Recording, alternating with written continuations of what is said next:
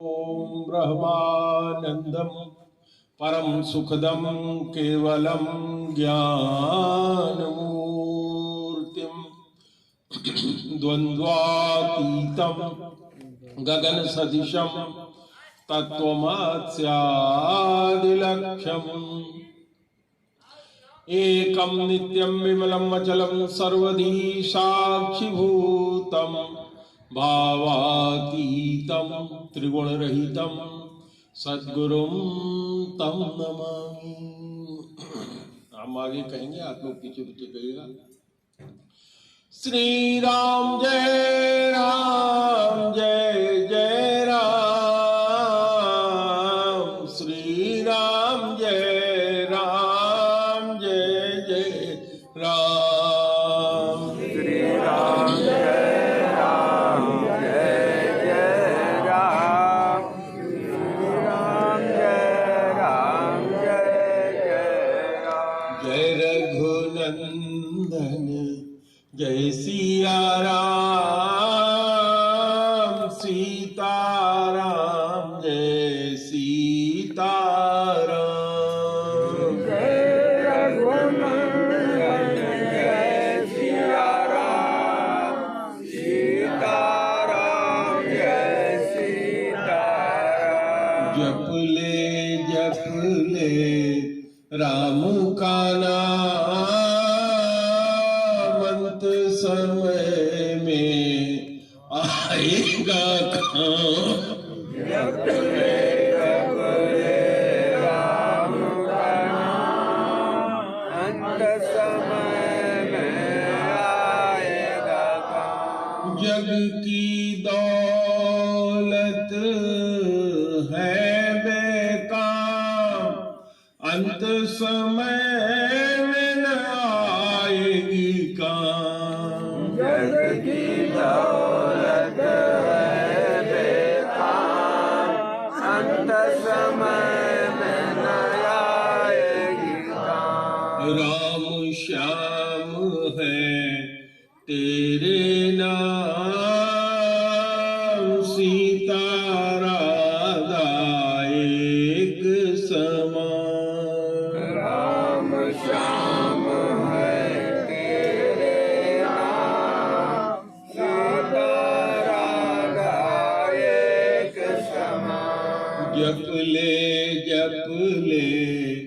कोई नाम, जो आपन चाहे कल्याण। जप ले कोई नाम, जो आपन चाहे कल्याण। श्री राम जय राम,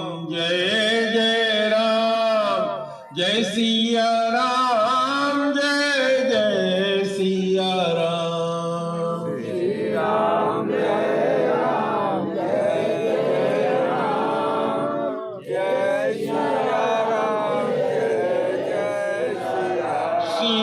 सीताराम जय सीताराम, राधे श्याम जय राधे श्याम, सीताराम जय सीताराम,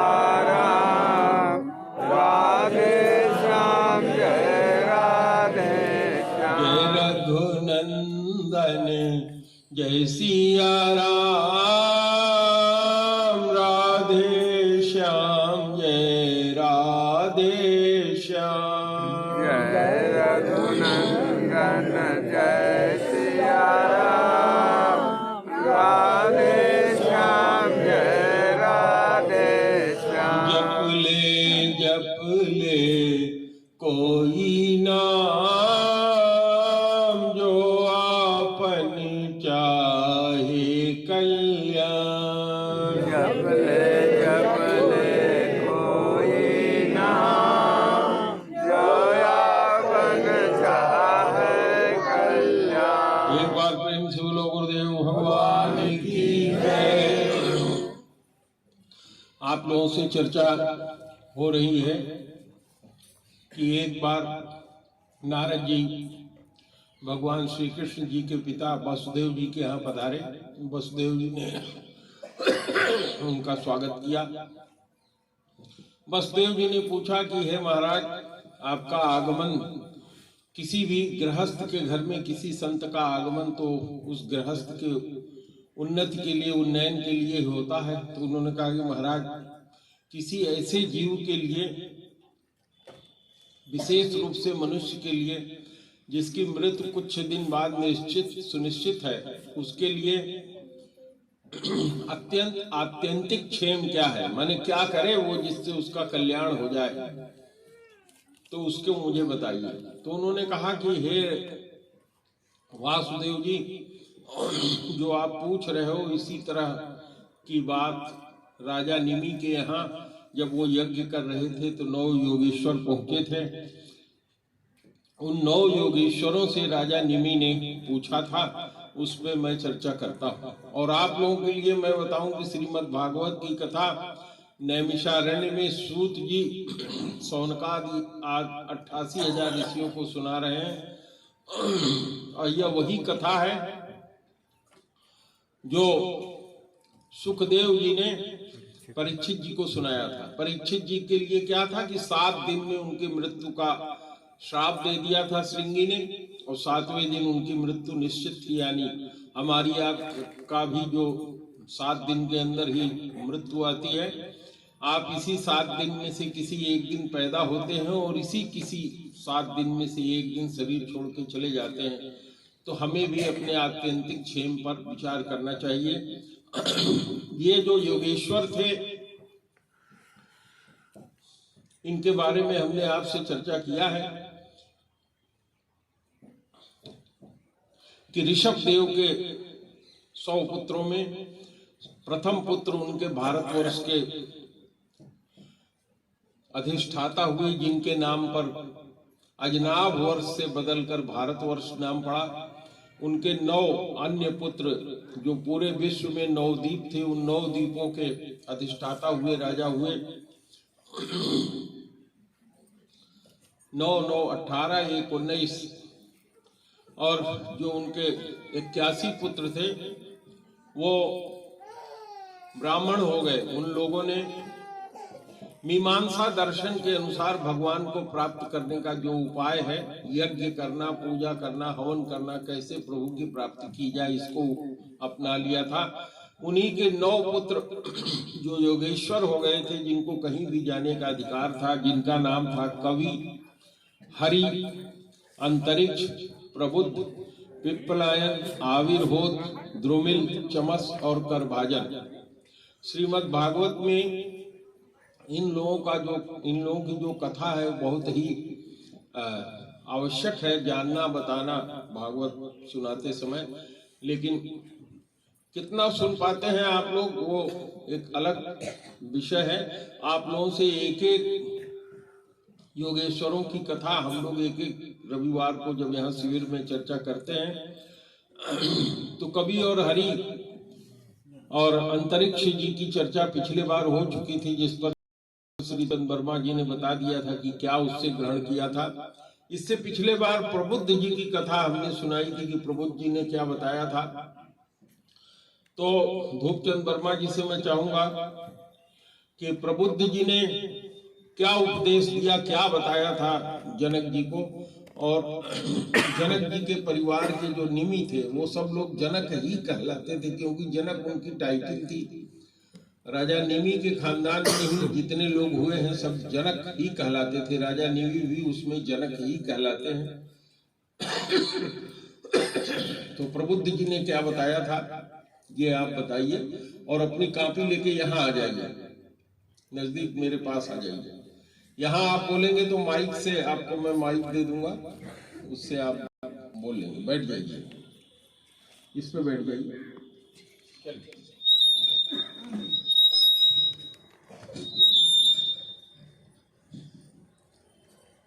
राजा निमि ने प्रबुद्ध जी से पूछा,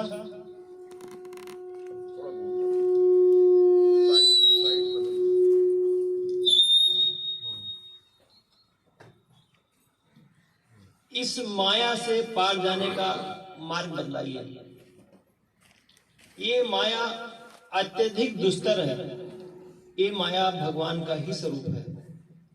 इस संसार में जो कुछ प्राप्त हो रहा है, सुख दुख, को समर्पित करके भगवान के शरण में जाना चाहिए। जो मनुष्य है वो स्त्री और पुरुष के संबंध से उत्पन्न हुआ है। इस संसार में धन का बड़ा महत्व दिया है और बिना धन के भी आदमी नहीं रह सकता। और परलोक में भी ये ईर्ष्या बनी रहती है।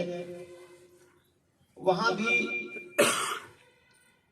जो देवतागण हैं वो इंद्र बृहस्पति का पद पाना चाहता है, कोई किसी का पद पाना चाहता है।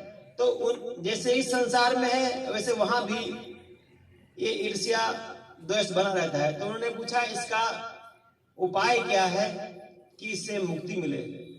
तो उन्होंने कहा कि किसी श्रोत्रिय ब्रह्मनिष्ठ गुरु के शरण में जाना चाहिए और वो आपको वहां जाने पर अष्टांग योग के द्वारा यम नियम आसन प्राणायाम प्रत्याहार धारणा ध्यान समाधि के द्वारा अपने मन को बस में करने के लिए आपको उस रास्ते पे चलाएंगे जिससे आपका मन आपके बस में हो जाएगा और भगवान की वो प्रेमा भक्ति प्राप्त हो जाएगी। फिर और कुछ करने की जरूरत नहीं रह जाएगी। तो देव भगवान की जय।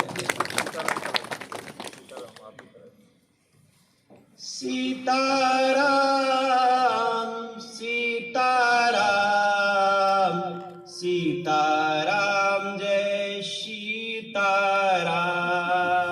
सीताराम सीताराम सीताराम जय सीताराम। सीताराम सीताराम सीताराम जय राधे श्याम। सीताराम सीताराम सीताराम जय राधे श्याम। सीता राधा एक ही नाम जपले जपले राधे श्याम। सीता राधा एक नाम जपले जपले राधे श्याम। जो आपन चाहे कल्याण सुजस सुमति शुभ गति शुभ आन।